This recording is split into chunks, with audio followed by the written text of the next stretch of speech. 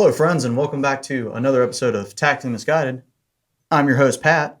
With me, as always, Lobo. And today we got another special guest. We got a twofer. We got two in a row. Yeah. I'm Andrew. Meacham, like the old man deodorant that I just told him about 5 Spelled seconds ago. differently. That is Mitchum. It's close enough. It's probably what I smell like. All right, guys, we got a great episode for you. We're going to be getting a little bit of Andrew's backstory. You were 03, right? Yep. 03-11? I started in 08 and did 5 years and 7 months. And the whole time was with 2nd Battalion, 6th Marines. I was actually, and I've mentioned that before in past episodes, that was my favorite unit that I worked with was 2-6. Yeah. We did 2 deployments to Marja and Shoshirek, and I want to say that was around like 2012, 2013 time frame. Right. Yeah, good and bad time. All right, so we're going to get a little bit more from him on that, and then we're going to move into your current occupation that I guess is going to go into most of Hunter's planning for this episode. Well, not really planning. All right, buckle up, guys. It's going to be a freaking schizocast. I'm just going to warn you now. So, I mean, we'll get to the Leo part, but what year did we meet? Was it 20? Yeah, it's probably around 14 or 15 is when I started frequenting Cape Fear whenever I moved here. I came here 2017. So it was about 2017. It was Dapper Dan. There was a bunch of friends. And I was bouncing at the bar, and I met Andrew, and he looks completely different because he had hair down to his ass, and he was a college student. And we got to talking and hanging out, and kind of broed out about it. And then throughout the time that you were at college, and I was transitioning out of the military, you started law enforcement. And there was a little time period there where you were for the sheriff's department at the jail. And then we kept hanging out. And I think when I got out, you had just gotten to patrol. Yeah. But one of the things that I want to do is bring people on the podcast and get their stories. And one of the aspects of it is everybody knows, like, hey, I want to go be this, or I want to go do this. When you were in the Marine Corps, first of all, why did you join the Marine Corps? Yeah. I'll start from the beginning. So whenever I graduated high school, I did not do well in school. I fucking failed 3 grades. So imagine, with my mom being full Korean, she was like full-on Tiger Mom, which is a real thing. She was practically ready to disown me. So anyways, I went to UNC Pembroke for a year. And at one point, I think I spent this entire semester, I would fall asleep around 7 in the morning after eating breakfast. I would sleep all during the day, stay up, and then just play video games and write papers for my friends. So I was like, I'm not accomplishing anything. So I decided to join the Marine Corps. Not only that, I specifically decided to join the infantry. I did decent on the ASVAB, and they were like, hey, you can have options. But I was like, I want to be infantry. I want to go deploy.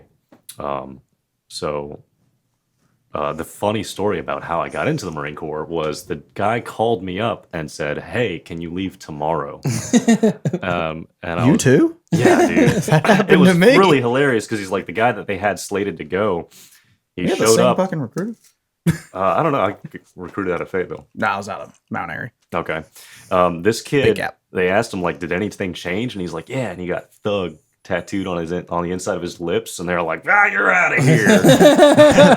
So I just filled his shoes and went and had a blast, like going to boot camp over, like, starting November. You hit all those holidays. Oh, no. So, like, my boot camp experience was interesting, too. Some fucking North Carolina senator came down, and they were like, who's from North Carolina? And I, like, went and had lunch with him. Oh, wow. Yeah. The fuck? That's weird. Isn't it weird? He gave you a fucking coin and shit. You got a challenge coin from a senator? Yeah. It was a strange experience. That was a strange experience, too. It was funny because, like, the kill hats and shit were like, don't eat anything special. Like, you better not go up to that fucking soda machine and all that shit. No fucking dessert for you. Fun We're fact. Watching.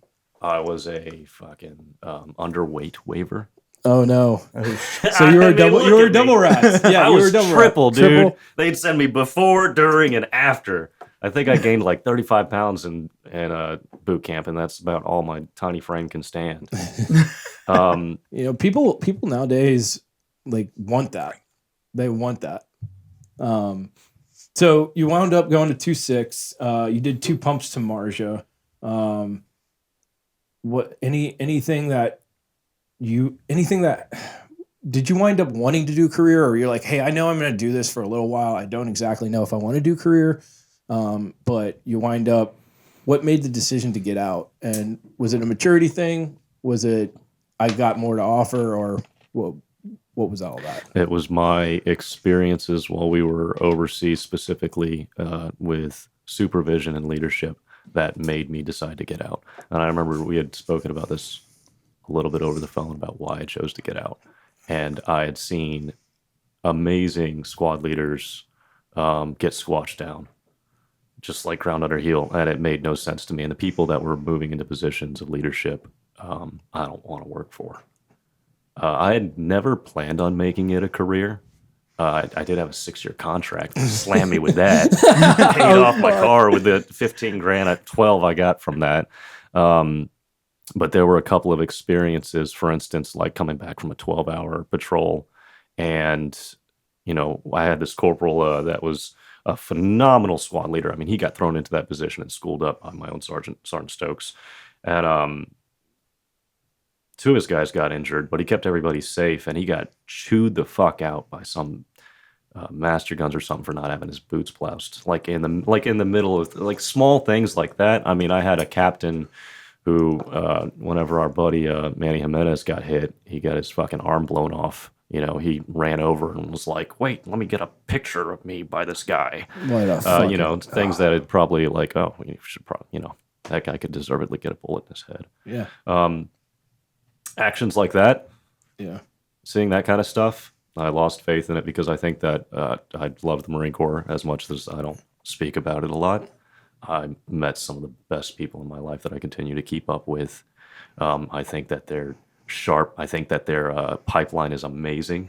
I bring up, I wish that I could find some kind of research or study about what they do at boot camp and the reasons that they keep their rifle range, with pulling targets whenever the Army's going over to electronic targets, because they want people to experience, Getting what shot the at. impact of, like, where the sound's coming from, and then just how it kind of, it's like muscle memory, you're getting shot at, but you're just doing actions as normal, so it all translates over. It normalizes. I never thought of it that way. Oh yeah. Oh, it's brilliant. It normalizes getting shot at. That was one of the coolest things, was the first time getting shot at. You're just like, oh, I'm like, this sounds like I'm gonna fucking. Well, no, you know exactly what it sounds like. The snaps, the pops, the zings. The only thing is ricochets, because technically you would have to have that happen between you and whoever's firing. But no, it's an ingenious thing.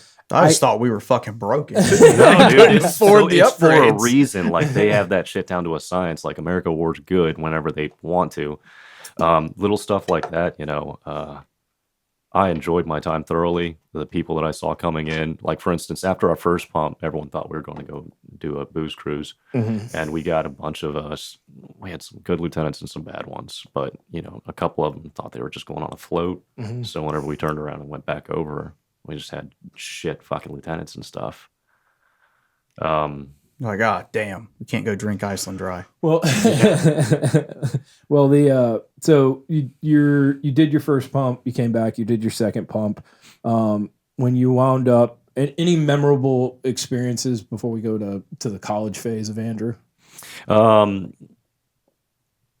As far as deployment, I mean, we could just sit here and shoot war stories the whole time. I got two funny conspiracy stories. Okay. Related. That 2 strange things that happened in country. One of them were like the 3 green lights that we saw in the sky. That was like corroborated by like multiple people that we never understood what that was. But I won't really go into more about that. I just thought that was a funny story. The second one I always thought was wild. We were doing a night patrol, and whenever we were walking along, everything around us started lighting up like it was daytime. Like, what it looks like when someone takes a photo, it flashes. Yeah. Now just picture that, except as far as the eye can see, and it would just flash. And it was like somebody was setting off fucking like you would think it was flares or like, something, or like already doing the pop-ups and shit, but it wasn't. There was nothing in the daylight, sky. but IR. It was like daylight. Oh wow! It was like I remember walking and then stopping and seeing the guys that were with me stopping too to make sure we weren't going crazy, and it like flashed, and that probably happened for like a couple of minutes, and then it stopped, and we like stopped, and like we're like, what the fuck is someone shooting already or something? Like the pop-ups, like there's no sound, there's nothing in the sky, this doesn't make any sense, and we're just like, whatever. That was the end of that. It was a satellite Damn, death ray. You all have Dude, I testicular have no cancer idea, now. but it was strange, but funny story. Damn, I gotta stop smoking all that peyote before Jesus patrol. Christ. Oh man. Yeah, got out.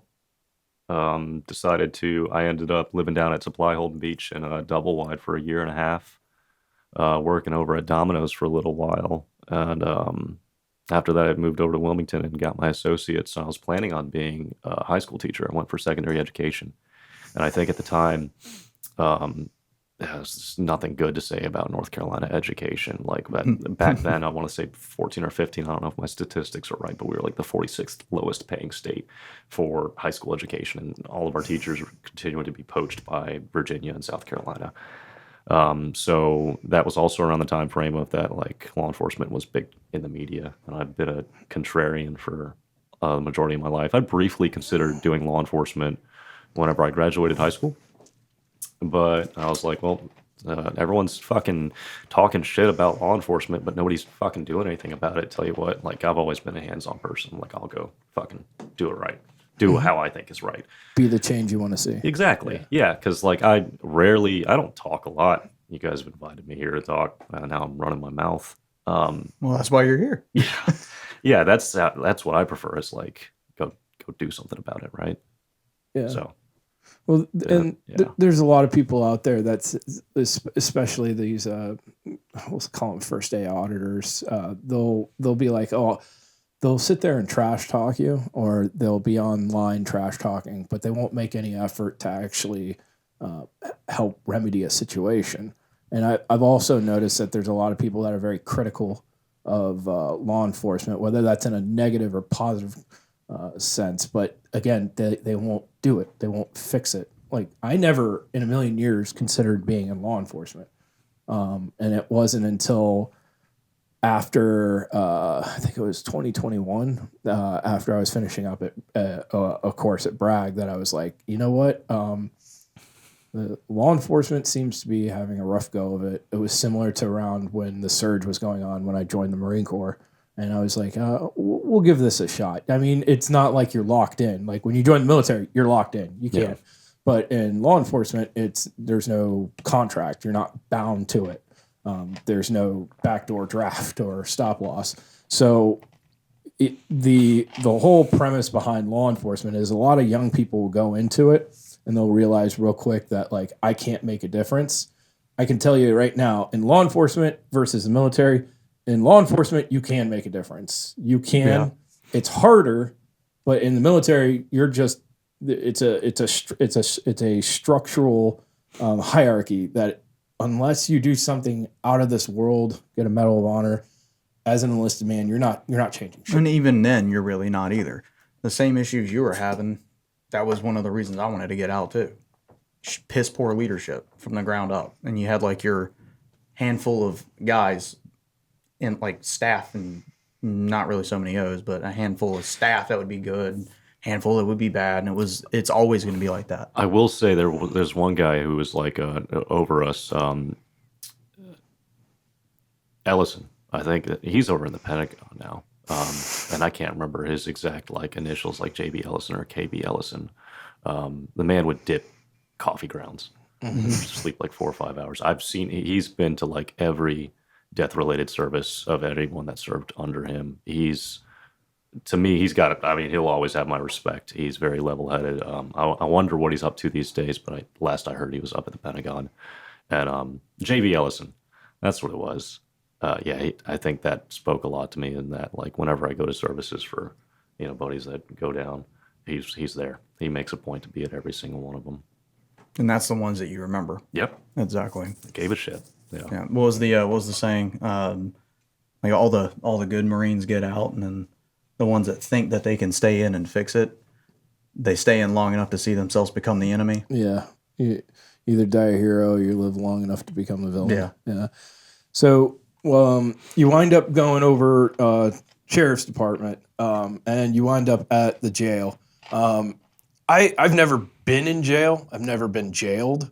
I taking plenty of people to jail. What was like versus like people in society have this vision of jail and prison. We're not going to talk about prison, but jail. When you started there, were there any misconceptions, or you just show up and you're like, "Whoa, this isn't what I thought it was," or you run into some characters because there's always repeat guys that come in there constantly that are cycling out. What is your take on that? Well, let me throw this caveat out because we forgot to mention this. I have worked with the New Hanover County Sheriff's Office for going on 6 years now. And then again, these are all my opinions. Anything that I say does not represent the New Hanover County Sheriff's Office because I'm sure somebody will listen to something that I say and get pissed about it. So I went into law enforcement the same way I went into the Marine Corps, was that like I didn't know what to expect, so no expectations. The jail is fascinating and depressing. Working there is very hard. It's oppressive, lack of sunlight. I think that attributes to it, but absolutely that and the way it's designed at the New Hanover County Sheriff's offices there are their main housing units where essentially you have up to 64 inmates and one officer that's in charge of them, and they only let 32 out at a time. They get a total of 4 hours of recreation throughout the day, and that's if they're able to be manned. The detention center has always had difficulty keeping bodies, retention.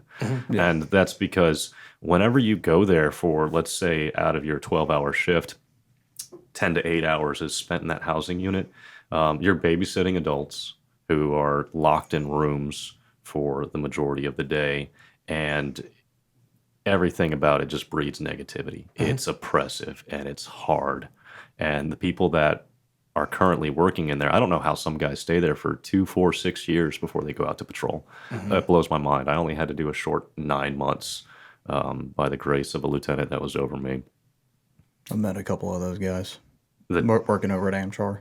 I've met a couple of them. Jailers that have been there for for people that don't understand, certain the counties handle jails, and some counties have the luxury of having jailers, while others rely purely on the sheriff's department. And when you look at how you are certified in law enforcement, and here in North Carolina, you have a BLET, which is your basic law enforcement training, and it is your municipal or company police or college police and the sheriff's standards. One thing that is starting to become more, and it was this not this year, but last year, you had to be certified to be an actual jailer. It was a correction certificate. Some counties have jailers, which that's their entire job. I believe Pender has jailers. Yeah. And so that's their entire job. That's what they sign up for. What happens in some areas, and this is not municipal police, so like Wilmington, Carolina Beach, the beaches, the smaller cities, they don't have to worry about it. Like I show up, I drop my prisoner off, it's your fucking problem now, which is a problem because it's disrespectful to the staff that work at the jail. Again, you mentioned the sunlight thing. Having lack of sunlight already and being under those lamps, those lights, causes your cortisol levels to go up, your human biological stress levels. And the fact that, like he was saying, he did a 9-month stint there. Some people are there for a long time. They're not there because they want to be there. It is a duty they have to perform in order to go out and do patrol. And then for another thing I didn't know is that they wind up having supervisors. So say you do your time as a sheriff's deputy, just a deputy. You go to the jail, you leave, you go do patrol. Say you get promoted to corporal, sergeant, lieutenant, captain. You will rotate back into the jail to perform those duties in the jail. As a supervisor.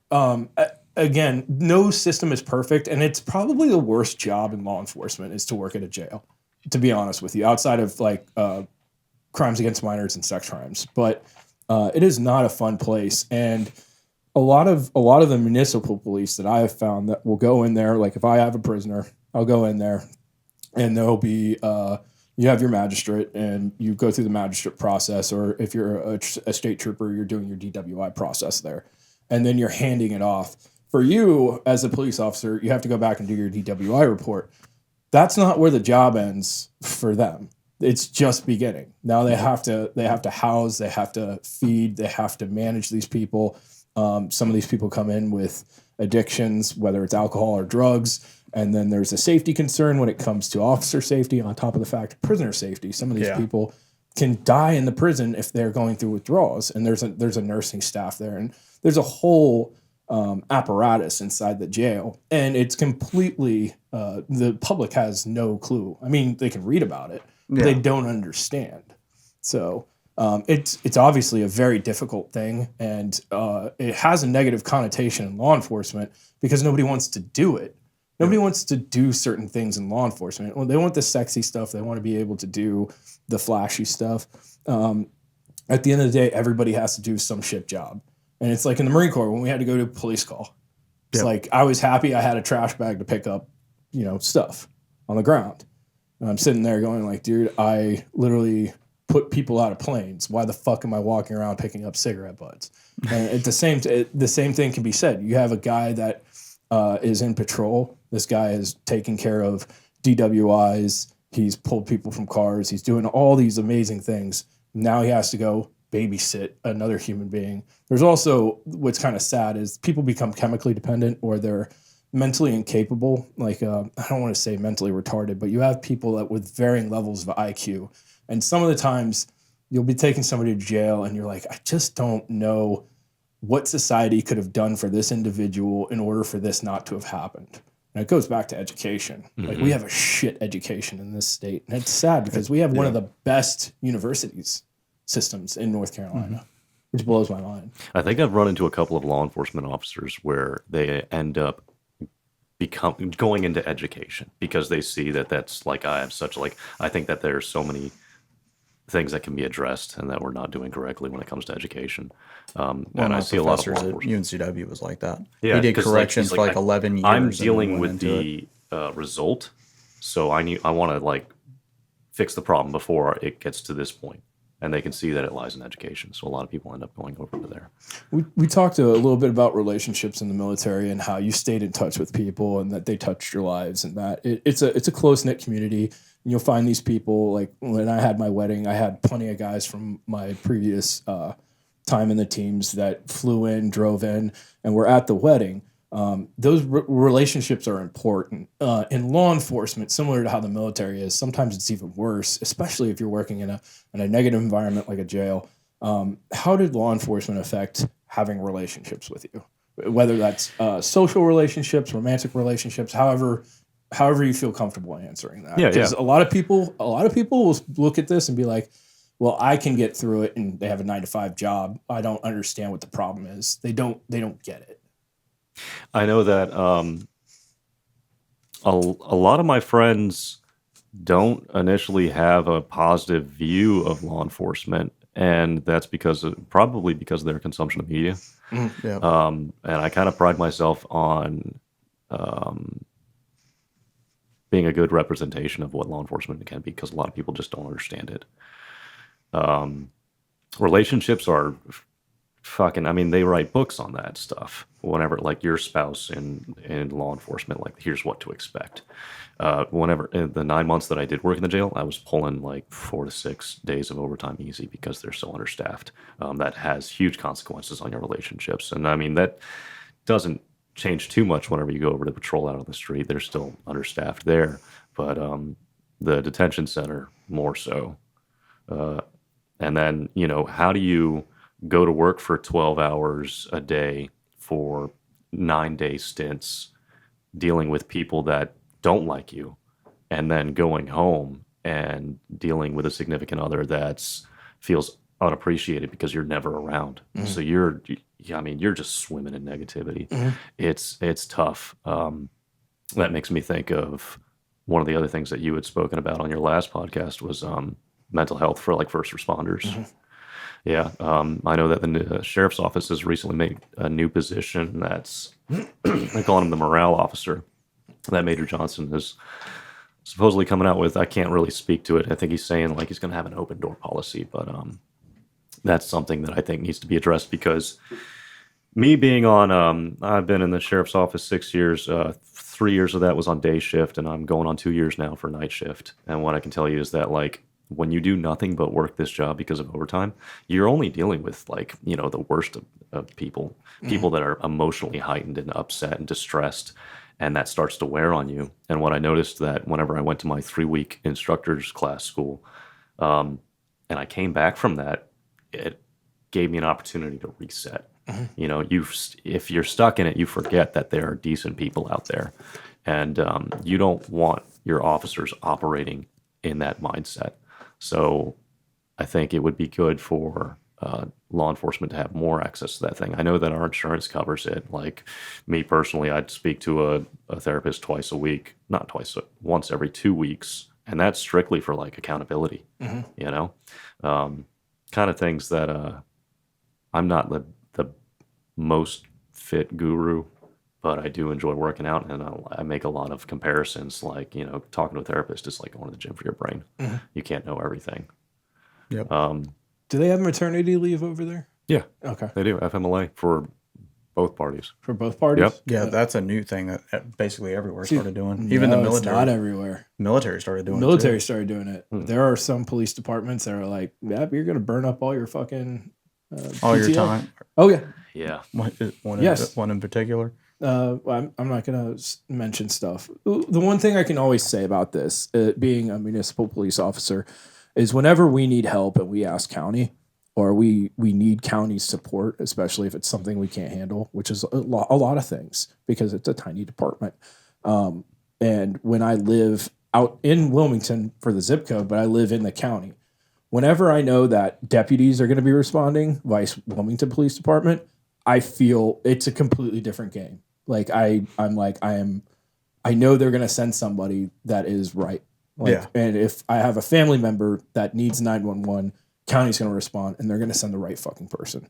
That to me is important, and I don't think a lot of the people in the sheriff's department, because again, you're not understanding it because you're in the department, and so when the sheriff's deputies are responding, like to me, that's fucking close air support. That's like I know who they're sending is going to help. I don't have to worry about any bullshit. They're going to come. They're going to help, and vice versa. Like. Anything that has to do with homicide, anything that has to do with CID, they're gonna bring the right people that are there, and that's one of the beautiful things about sheriff's departments is if the sheriff, you serve at the leisure of the sheriff can fire you. It's not like municipal police departments where if you're a certain sexual orientation or skin tone or gender, you get put in a position. Like the best time to be in a municipal police department right now. Because right now, you can be an underachieving woman or a minority, and you get a free government job. It sucks. And I'm going to say that because I was denied a position. I was denied employment by Wilmington Police Department because I had hand tattoos. And then they turned around and hired a woman who had hand tattoos. And I asked my buddy, who actually, he was the guy who talked me into joining the police. He talked me into being a cop. And he was embarrassed. He's like, I can't fucking believe this. But you have a TSSCI. You've been in multiple special operations units. You've had no derogatory paperwork when it comes to, except for like a couple speeding tickets. It's insane. And it pissed me off to the point where now when I hear, like, we had to go handle a wreck that happened right outside our jurisdiction. Because we technically have like small little islands outside of where we're at. It's like a couple of spots across the bridge that if there's like an alarm or an assault that occurs in that establishment, that's ours. But if it's on the thoroughfare through it, it's not ours. Yeah. And having to wait for somebody to show up. I know if county shows up, I know if state troopers show up, and then the actual, I can't remember what they're called, but Wilmington has these traffic guys. They're not sworn. Oh, the civilians. Yeah. I think they're just traffic investigators. Are you talking about... roll around in their trucks? Yeah. Viper? No, that's the sheriff's office. Don't get me started on that. But when they show up, nice. They show up, I know it's going to be good. When I hear it's a regular 300 unit, I'm just sitting there getting myself mentally prepared for the dude to show up and be like, all right, 10-8, and then taking their pre-diabetic ass back in their patrol car and driving off, not doing anything. It really upsets me because, again, we deal with portions of the population every single day. You're interfacing. Cops don't interact with good people because good people aren't committing crimes. So you're seeing that 1 or 2% of the population, it's less than that are the violent reoffenders that don't want to behave in society. They've already clearly demonstrated they're not willing to change their behavior in order to facilitate being a good person in society. And it's that much worse when a cop shows his ass in front of people that believe in law enforcement.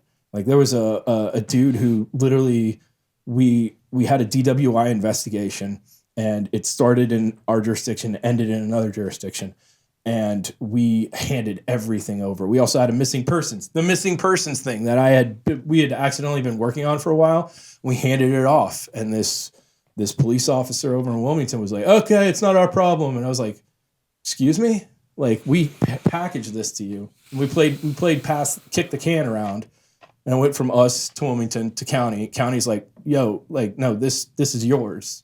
Like, you don't get to just pawn it off. There's a huge problem in some of these police departments and there are great cops over in Wilmington. There are. I'm not dissing everybody over there, but for the most part, there's a certain level of apathy that's going around. And they would rather bitch about people wearing ties and uniforms rather than their actual behavior on patrol. Sounds like why I got out of the Marine Corps. Huh. So the bureaucracy continues. Yeah, I think it's everywhere. The new Hanover County Sheriff's Office is situated in a convenient location because, I mean, being vets, a lot of prior Marines end up over at the Sheriff's Office, and there are guys that have come through there and, gone up the chain of command and situated things a specific way. Like you were talking about, our supervisors have to go back to the jail once they've done their time in patrol. Kind of similar to like how the Marine Corps has pipelines set up. That's to get somebody used to like, all right, you've done your time in law enforcement experience. Now supervise these 30 people under you. So that kind of gives them that experience in a controlled setting before you go out over patrol. And have the jail and the county are very similar in that like the actions they take, if you just picture it as a map, you can kind of explode it and you do the same thing. And then similar to how the Marine Corps has you pulling targets whenever you're at the range, when you're at the jail, you're learning officer safety, distancing yourself, how to speak to somebody, behaviors, people clenching their fists or like you can't just go up to somebody being like, hey, fuck stick, come here. Hands, waistline demeanor, body language, being able to understand, but you're reading doing those signs in a controlled setting. So you're just at the detention center. So that teaches you valuable skills for whenever you go out to the street. And then like you talked about, I think that the sheriff's office has some of the same issues that you're talking about, like people being chosen not merit-based, based on like I forget the word for it, but whether it's gender, diversity. You're like that. Like you haven't been here long enough. Why are you getting that position over somebody else? I think that's unescapable everywhere you go right now, which I don't agree with. Well, one of the things that I absolutely fucking love about the county is that your senior command staff still participate in what is basic level training. So for BLET, having is he your deputy chief, Sarvis? He just retired recently. Yeah. So having him coming in, and he was instructing SCAT. So he was rolling around on the mats with us, having your lieutenants and captains coming in and teaching investigations. They had like the difference between them and some of the municipal folks. The municipal folks enjoy their take-home bougie car and don't participate in any of the shaping and molding of the law enforcement coming in. Whereas if you looked at these instructors coming in to teach you basic law enforcement training, men and women, capable, intelligent, and they actually, like, you could see it in our breaks when we would be talking. They cared enough to be like, hey, this is what I had to go through. Like there was one, she was a captain, female. She's like, all the guys can leave. I'm going to talk to the women. She went straight like, look, you are entering into this profession. Don't embarrass yourself, but at the same time protect yourself. And it was how to survive law enforcement socially, and they actually give a fuck, which I thought was refreshing, because then there were some people that were teaching that are like, a detective that was from WPD, and he did not give a fuck. And he basically told us he did not give a fuck. He was there for checking the box. Yeah. And it sucked. I've had really good experiences with some of the WPD folk. Again, one of them talked me into joining law enforcement. I have a good friend of mine just won Rookie of the Year over there. She's an amazing officer. But it sucks because like when you see people that are just getting, there's favoritism. They call it good old boys club, but it's the good old diversity club over there. Now they have to work twice as hard. A good friend of mine named Nick, he was young too, young African-American officer. And that dude had to fight every stereotype of WPD for favoritism because he was a capable, intelligent, and strong-willed, hardworking man. And then you had a dude that was sitting right next to him, in a different class, but in the same seat, who was just a fucking vegetable. This dude could barely speak proper English. He wasn't the best person. I don't know if he's still working for them, but they hired that dude. And so you get these out of 10 people that are hired, one will be a fucking rock star, a couple will be okay, and the rest will be shitbags. And it's the same thing when you have people that join the military. A lot of women that join the military are like, I have to prove that I'm not a walking mattress, that I can be capable, that I am smart, that my genitals don't define me. But unfortunately, that one female that's a fucking rock star, there's 50 of them that contribute to that stereotype, that enforce those stereotypes by their actions. So it's difficult. There is a solution. It's called meritocracy, setting standards and maintaining those standards. Yep. But unfortunately, instead of lowering the standards and lowering the standards, are standards only work for one sex, but don't work for the other. Well, experienced that quite a bit. I recently heard a phrase that I think you'd appreciate, and I don't know if it's been around longer, but somebody said, and you can apply this outside of law enforcement, would you want to be your own backup? Hell yeah. Right? I love it. He got in trouble because he was going through a class and there were some fat bodies in there and he wrote it on the board. And I think after that, the story goes that like students aren't allowed to write on the board anymore. But he had a couple of guys that could hardly pass PT, you know? And he's like, yeah. And then the man's a meat eater. I mean, he was involved in that shooting. Yeah. Would you want to be your own backup? Apply that to a fucking office job. Would you want to work with you? Mm-hmm. Because you get people that just skate getting by doing the bare minimum that aren't meeting the standard. If that's how you want to live your life, then I don't want to work with you. Yeah. I don't know. But I always love that phrase. I'm going to start using that. Yeah, it's coin that. I know. I gotta get back to him. We'll go to our topics of discussion now. So this will be the other half of the podcast. We're just going to talk about some stuff that either was in the headlines, is no longer in. Things that I find important that have kind of gone to the wayside while we were. And I didn't watch the Super Bowl. I despise the NFL, and that's my personal opinion. I have plenty of friends and family that love the Super Bowl.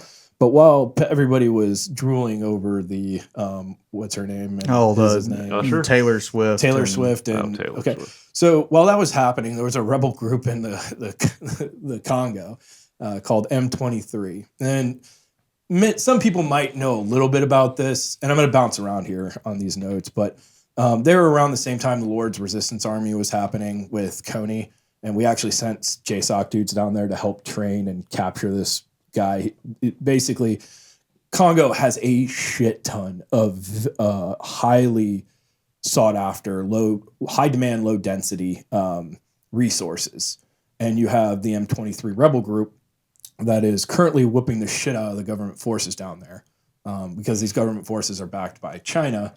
China more or less they don't care who wins as long as they have access to those resources. Similar to what's going on in Myanmar, formerly Burma. The military junta is fighting against these rebels. The Chinese are kind of like that dude from The Office, you know? He's like... you talk about... when he goes, congratulations to both sides. That's exactly what's going on. So M23 is basically about to rout government forces, and you're going to probably have within the next year a non-democratic force taking over an entire country. But I thought it was hilarious because while I was reading that, between the BBC, Atlas News, there's a couple other news sites. while we were all fixated on the plant that is Taylor Swift. I mean, she converts oxygen into to carbon dioxide. Like that is happening. An entire country, like it's about the size of the Southwest. It's fucking huge. Interject something in there about her that I really hope to God does not happen. What? So they did the Deadpool 3 trailer, right? During the Super Bowl. Oh, they did? Oh, it was badass as fuck. It was badass as fuck. But I started kind of paying attention to what was going on. Guess who was hanging out with her? Who? In the box? Who? Blake Lively. Who's Blake Lively? Ryan Reynolds' wife. Okay. So apparently they're all like real intertwined, right? Like Hugh Jackman, Ryan Reynolds, Blake Lively, and Taylor Swift have all been like real good friends. There's rumors of her playing one of the fucking variants. No. In Deadpool 3. No. You're Taylor Swift? Yeah. Get fucked. No, I'm not. I'm serious. There's 2 comic book characters that she could possibly play as variants in that movie. And I swear to God, if they do it, this might be controversial, but can you blame her for being able to succeed in what we've set up for ourselves? Yeah. She's full on taking advantage of it. Her mom and dad. So I don't listen to her. I don't keep up with them. I'll go into Team Bear Shark, which is her PSD, and a bunch of former JSOC dudes that worked very closely with her. I've heard you talk about this. And I don't want to get slapped with defamation, but her mother's a terrible person. Her dad's the only nice person, and he's a cutthroat corporate raider. And she has the IQ of fucking plant water. So I'll just leave it at that. I'm not enthralled. I look at this the same way as I looked at like Rome being on fire while everybody's eating bread and wine in the Colosseum. It's trash. And it from a Stoic perspective, what does she offer other than entertainment? She offers nothing. Exactly. And so I'm not hating on her, but I'm hating on the people that are elevating her to the level of which we have people here in the United States that operate 501(c)(3)s, that operate churches, that help with the world. Like the number one healthcare provider in the world, who do you think it is? It's not the fucking UN. It's not the United States. It's the Catholic Church. They operate more orphanages and hospitals across the globe. And you're telling me that those men and women, those monks and nuns that are helping facilitate education for doctors so that we can start getting rid of these diseases that have been around for thousands of years that we've eradicated are less than this blonde woman that can sing. Her tripping on stage is not newsworthy. We're talking about physically tripping, or she takes some mushrooms? I don't know. I heard something about that. I don't care because I don't keep up with it. But it's not like, why are you covering that? Well, and I only care because of Deadpool. That's the reason. No, I only care because of that. There's a dude named Naib Bekele. Let me open this up real quick. Is this Congo or Taylor Swift? We've tangented. We've sidetracked hard. I said schizocast. That's what used to happen on here. Bukele. This is the Ecuador versus El Salvador, which is people will be pushed to a certain extent to where they are willing to allow the government not to do its job. Ecuador versus El Salvador. So El Salvador was one of the most dangerous places in the world. It's where MS-13 and I can't remember what the other one is. It's 8th Street something in Spanish. They literally have tens of thousands of gangbangers down there. I mean, hardcore criminals. The murder rate in El Salvador was the highest in the world outside of a war zone. And in fact, more than some war zones. More people were being killed in El Salvador than in Afghanistan after 2013. Damn. So this dude, Naib, he winds up winning the presidency. And he tried to negotiate with these gangbangers, these cartels, and they weren't having it. So this dude straight up went to the military and said, "We are going to round all these people up. You're going to build a supermax prison, and we're going to throw them in prison, and we're going to suspend a little bit of our due process on these validated gang members." And so he does this. He builds a supermax prison that holds 50,000 people. He took 60,000 people. I'm not saying people, validated gang members. These aren't random people from some matrices from 10 Degrees from Kevin Bacon. These are hardcore bastards. He throws them all in prison. Guess what happened? El Salvador is now safer than the United States. And this happened over in about a year and a half. Now, We look inversely at Ecuador. Ecuador just had a shit show. They had a cartel leader and a very powerful cartel. They had arrested this guy. The dude's like, I'm not playing ball. He escapes. He then sends his sicarios on what can only be described as like the Red Wedding. He winds up capturing multiple prisons, hanging prison guards, assassinating cops in public, attacking military bases. These dudes are running around Mad Max style. The government's barely hanging on. And it's because the people in power there in Ecuador are corrupt. This Bukele guy realizes, hey, I want this to be a liberal democracy. We're not ready for it yet as long as we have these wolves running around. So looking at these two different countries they're not relatively close. One's in Central America, one's the top of the cone of South America. But both of these are similar population sizes, similar populations. And one took an approach to, we're fucking sick of this. We're sick of having the highest murder rate in the world. We're going to do something about it. The other one's like, well, we'll negotiate. Negotiating got him nowhere. What I find hilarious is there are American Democrat politicians that are trying to censor and they're basically trying to take the president of El Salvador to court. They're trying to do that. Of course they are. Because they're saying he's violating human rights. I'm sorry, man, but like some of our politicians are terrible human beings. They're fucking retarded. Exactly. They also have the IQ of fucking plant life. But it's insane because the UN is going after El Salvador for taking care of its own borders. Like if we start enforcing our borders, what's going to happen then? Is the UN going to come after us? I mean, the federal government's coming after Texas. Yeah. Like more people. I did hear about that. 3 times the casualty rate of the entire Vietnam War in 1 year from fentanyl from our southern border. It's all flowing in. The amount of illegal migrants, more people have crossed the border since 2001 than the population of South Carolina. Damn. Yeah. I don't know what South Carolina's population is, but well, I mean, it's pretty big. They got the Gamecocks down there. Well, I told you about when I talked. I told you about when I talked to that ICE agent. Yeah. And this was what 2022. Mm-hmm. He was not really spitballing, but as of the last statistics he had at that time, which was like a month prior to our conversation, Charlotte Mecklenburg alone had 75,000 illegal immigrants that were awaiting trial, and their trials were fucking 5 years out.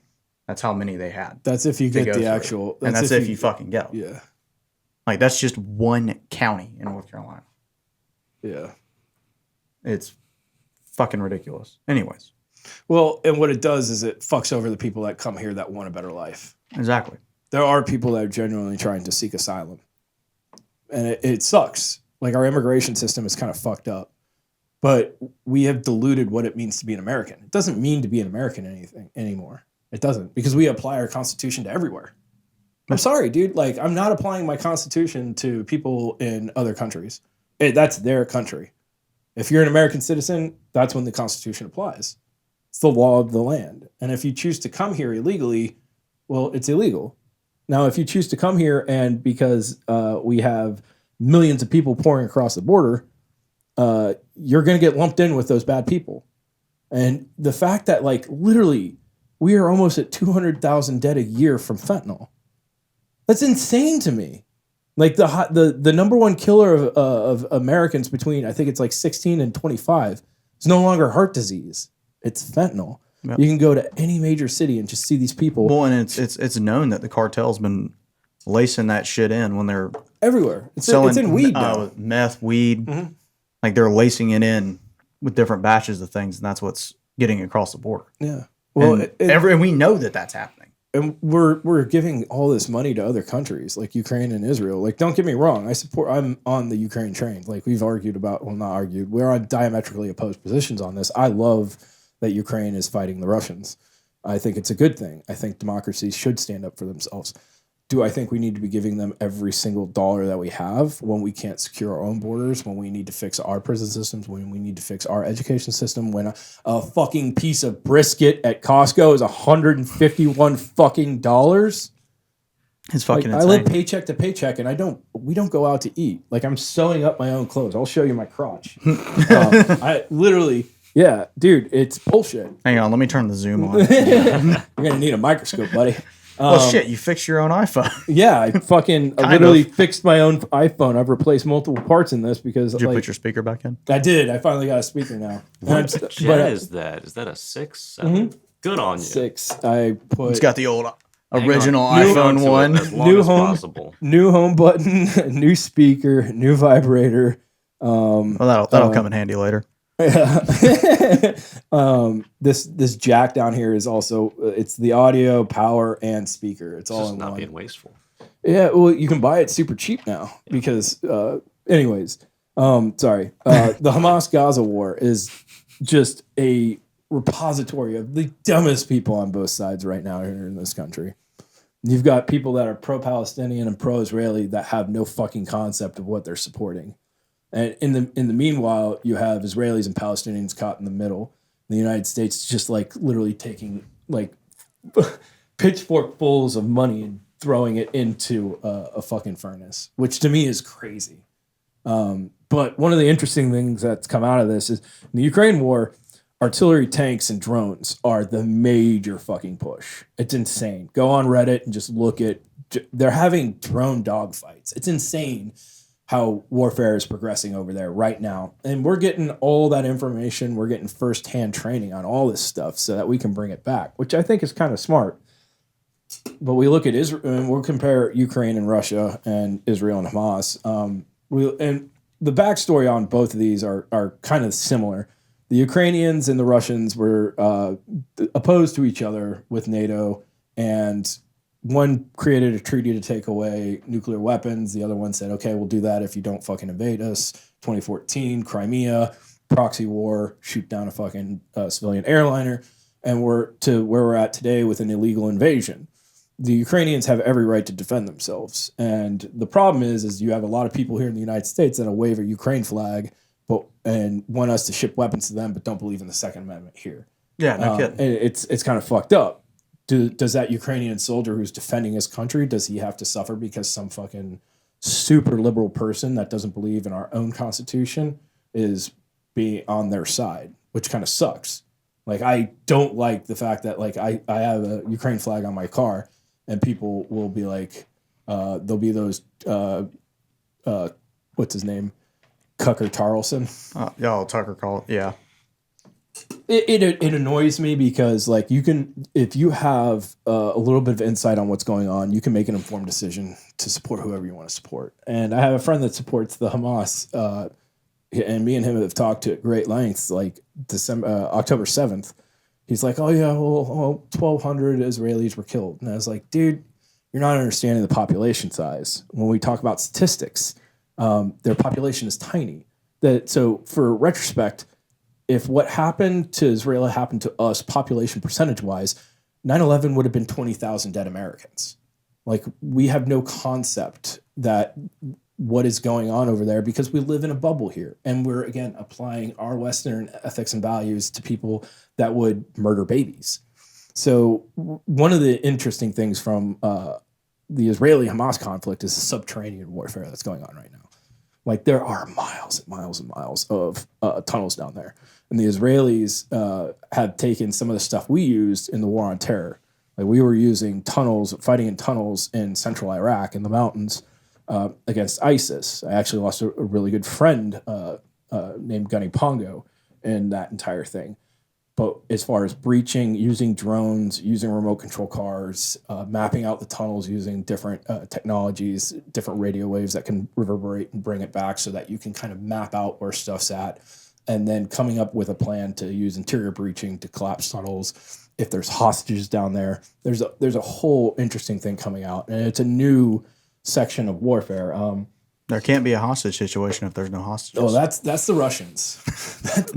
Oh God, that was so bad. There's a podcast called Lions Led by Donkeys, and it's the Beslan school siege, and it was. I felt dirty after listening to it. Like, the most incompetent hostage rescue thing I've ever seen in my life. These dudes basically rolled up with thermobaric rockets and tanks and started shelling the school. And the fucking terrorists are like, bro, seriously, fucking We have stop. your people in here. And the Russians are like, sign up for this. The Russians are like, can't have a hostage, can't have a negotiation if you don't have a hostage. And you're just like, what the fuck is going on? But it's like, if it catches fire, burn it all the way down. The same thing happened with the Israelis. The Israelis are pissed off that they got 2 hostages shot. I was like, dude, you don't understand how fucking hard it is to rescue people. Like here in the United States, we have it easy. We have SWAT. We have people that are trained to go in, and it's a very controlled environment. You already have an outer cordon, inner cordon. You can control the environment, the electricity. You have all these controls. If you're doing in a denied environment, a hostage rescue situation, bro, planning alone is a miracle, let alone that plan working. And like, there's some that are just slapstick comical. Like there was an Islamist that took over a synagogue. It was somewhere in the Midwest. And what the dude did is he set his gun down and walked somewhere and then realized he had left his gun and walked back to it. And all the hostages kind of looked at each other and like, fucking make a break for it. And they just ran out the door. And there's literally HRT FBI guy is giving a press conference with it to his back. The door opens and all these dudes are fucking booking. I guess the guy really had to take a shit or something. No, it's I crazy. can't hold it anymore. Well, and like you guys are good, right? When the French had that spate of attacks, they had a supermarket that was taken over. And these dudes got into like 12 GIGN dudes getting into a close-in gunfight in a foyer trying to get into there. Like people, God, a supermarket, that'd be such a pain. They have all the food, they could stay there for a while.